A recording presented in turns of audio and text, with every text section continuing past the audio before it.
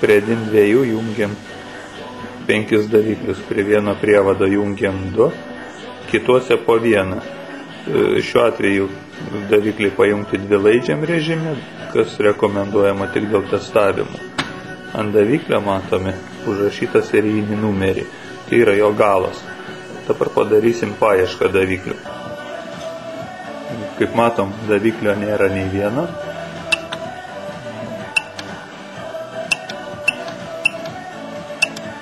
Atliekam paiešką. Na štai, matom, kad rasti 5 davikliai. Šiuo metu rodomas pirmo daviklis iš 5. Čia apačioje matosi būtent serijiniai numeriai. Pirmas būtų rastas šitas, 30. Jeigu jį pirštais pašildysim, tuoj pamatysim kylant jo temperatūrą. Štai.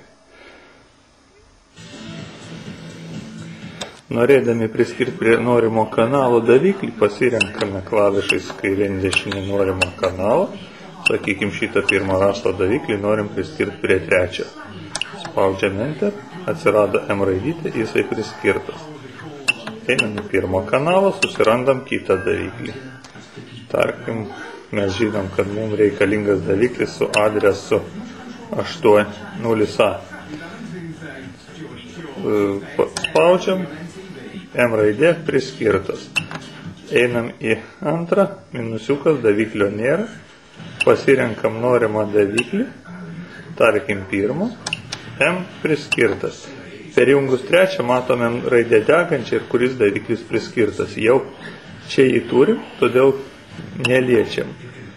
Beje, jeigu palaukiam kurį laiką nespausdami, pamatom pilną daviklio adresą.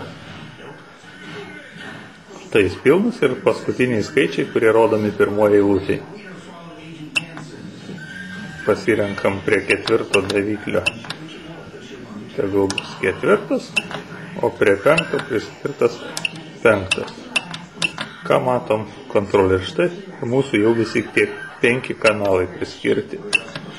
Šiuo atveju būtų pirmas šildom. Jį priskyrėm prie trečio ir matom, kad keičiasi būtent trečias. Pasirodo ir prie antro jį priskyrėm. Gal su numeriu, bet jau numeriai mums nebeįdomus. Taip, pasitaisom antrą, nustatymą einam, vėl į daviklių paiešką. Štai matom, pirmam kanale yra priskirtas trečias su adresu tokiu, antram kanale priskirtas pirmas daviklis iš rastų, jį atskiriam ir pasirenkam kokį nors, tarkim, trečią. Išėję, dabar šildom vėl pirmąjį buvusį, matom, kad šį kartą keičiasi tik tai trečias. Kiti davikliai jau yra kažkuris iš jų kitas.